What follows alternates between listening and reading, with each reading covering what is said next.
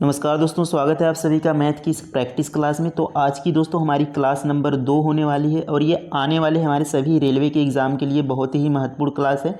और इसके अलावा भी जो भी एग्ज़ाम जिसमें मैथ पूछी जाती है एसएससी और यहाँ पर बीएसएफ एचसीएम, तो सभी के लिए महत्वपूर्ण क्लास होगी। और इसमें सभी प्रीवियस ईयर एग्ज़ाम में आए हुए प्रश्न होंगे जो अलग अलग एग्ज़ाम में पूछे गए हैं।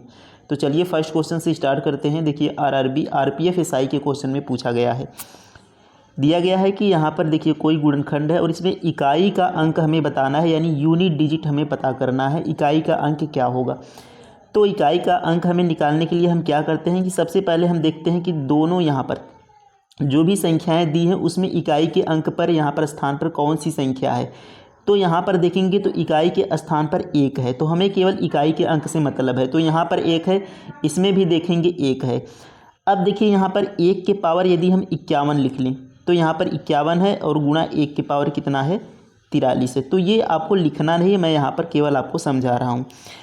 तो 1 के पावर कोई भी संख्या हो, 1 के पावर 3 हो या 1 के पावर 10 हो, इसका मतलब ये होता है कि 1 का 10 बार गुणा। तो इसी तरीके से 1 का मतलब 51 बार गुणा। तो आप 1 का कितनी भी बार गुणा करेंगे हमेशा 1 ही आएगा, ये आप ध्यान रखेंगे। तो यहाँ पर 1 के पावर 51 का मतलब 1 होगा और 1 के पावर 43 का मतलब भी केवल 1 ही होगा। 1 के पावर 43 बार गुणा करेंगे 1 ही होगा, तो इसका जो आंसर आएगा केवल 1 आएगा, इकाई के अंक पर 1 ही आएगा, ये आपको ध्यान रखना है। तो ऑप्शन नंबर सी इसका क्या हो जाएगा, राइट आंसर हो जाएगा। तो उम्मीद है आप सभी को समझ में आ गया होगा कि हमें केवल इकाई के अंक से मतलब है और उसके पावर कुछ भी हो 1 के, वह हमेशा 1 ही होता है। नेक्स्ट क्वेश्चन देखेंगे। देखिए यहाँ पर अगला क्वेश्चन है कि एक वॉशिंग मशीन का विक्रय मूल्य इसके क्रय मूल्य का 1 सही 1/3 है, लाभ प्रतिशत ज्ञात कीजिए। तो यहाँ पर जो भिन्न दिया है 1 सही 1/3, तो इसको हम क्या करेंगे, सरल भिन्न में बदलेंगे। ये मिश्र भिन्न दिया है, तो सरल भिन्न में बदलने के लिए क्या करते हैं कि 3 का 1 में गुणा करेंगे, फिर ऊपर वाले को जोड़ देंगे। इसका गुणा करना है, ऊपर वाले को जोड़ना है। तो 3 एकम 3 1 4, ये आ जाएगा आपका 4/3 है। अब ये आ गया हमारा 4/3। अब देखिए कहा है कि जो विक्रय मूल्य है इसके क्रय मूल्य का 1 सही 1/3 है। तो ये नीचे वाला जो हमारा बटे में है ये हमारा क्या हो जाएगा, ये हमारा हो जाएगा क्रय मूल्य। ये हमारा क्या है, ये हमारा क्रय मूल्य होगा और ये हमारा क्या होगा, विक्रय मूल्य, सेलिंग प्राइस। तो कल की प्रॉफिट लॉस की वीडियो यदि आपने नहीं देखी है, आपको बिल्कुल नहीं समझ में आता प्रॉफिट लॉस, तो आप जाकर वीडियो को देख लें, बिल्कुल अच्छे तरीके से आपको सारी चीज़ें क्लियर हो जाएंगी।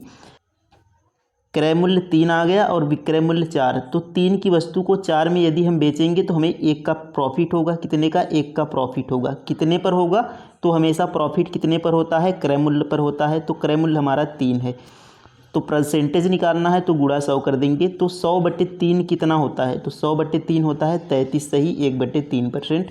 ये आप भाग देकर यहाँ देंगे तो आ जाएगा, यहाँ पर ध्यान रख लेंगे कि 33 सही 1/3% होता है 100/3 का मान। तो ऑप्शन नंबर सी इसका क्या हो जाएगा, करेक्ट आंसर हो जाएगा। नेक्स्ट क्वेश्चन देखेंगे। अब देखिए यहाँ पर अगला प्रश्न है कि एक कर्मचारी के वेतन में 30% की वृद्धि की गई जिससे उसका वेतन 910 हो गया। बढ़ोतरी होने से पहले उसका वेतन क्या था। तो बढ़ोतरी जब 30% की वृद्धि नहीं हुई थी तो उसके पहले उसका वेतन क्या था, ये हमसे पूछा है।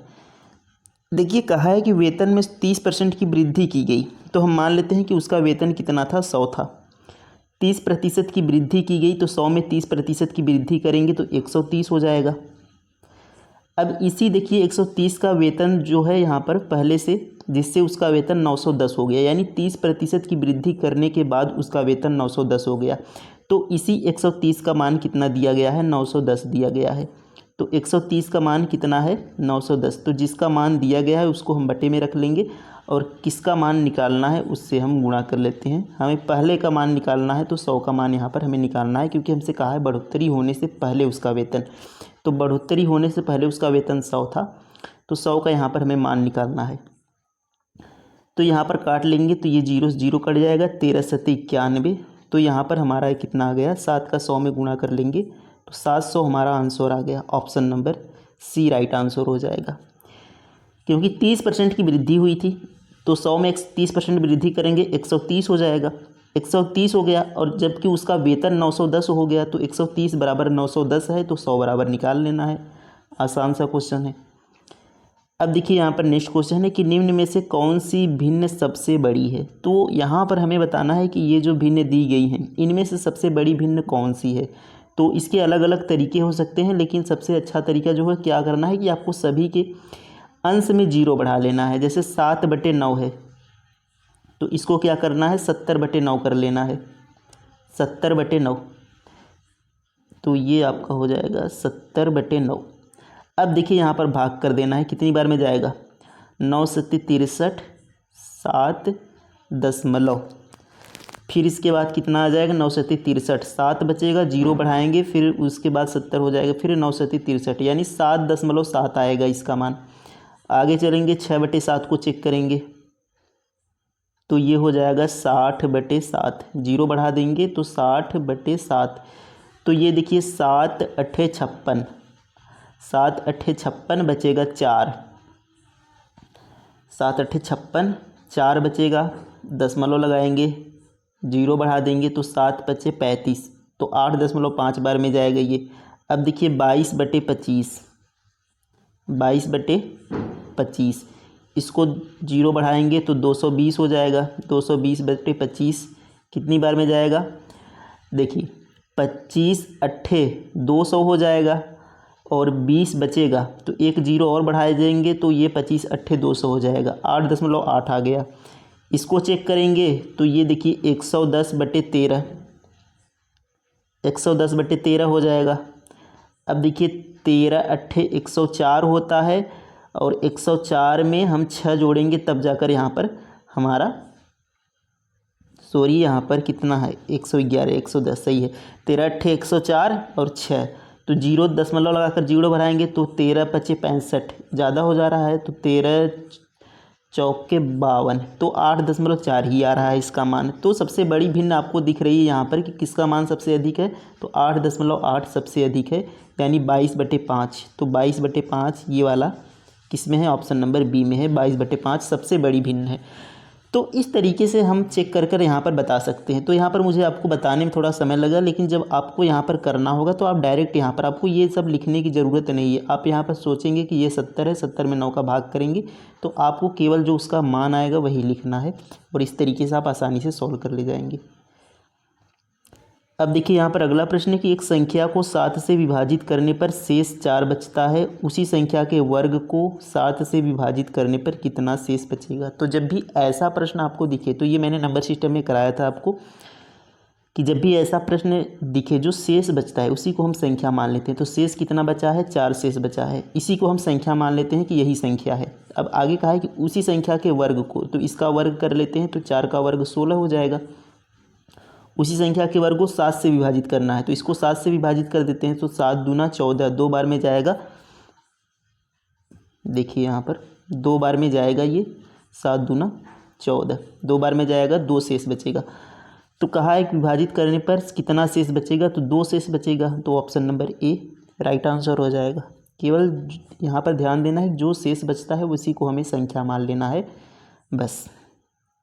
अगला प्रश्न देखेंगे कि वीर अपनी मासिक आय का 15% किराया और शेष का 60% गृह कार्यों पर खर्च करता है। यदि वह 2210 बचाता है तो उसकी मासिक आय क्या होगी, ये हमें बताना है। अब देखिए इसके भी कई तरीके हैं सॉल्व करने के, लेकिन जो सबसे अच्छा तरीका है कि इसको हम इस तरीके से करेंगे कि उसकी मासिक आय हम x मान लेते हैं और यहाँ पर कहा गया है कि 15% किराया, मासिक आय का 15% किराए पे खर्च करता है। तो 15% किराए पे खर्च करता है, तो 15% किराए पे खर्च करता है तो उसके पास कितना बचा है 85%, क्योंकि टोटल कितना होता है उसके पास, टोटल 100% था, 15% खर्च कर दिया तो कितना बचा, x का 85% बचा है उसके पास। अभी परसेंटेज को हटाएंगे, बटे 100 कर लेंगे।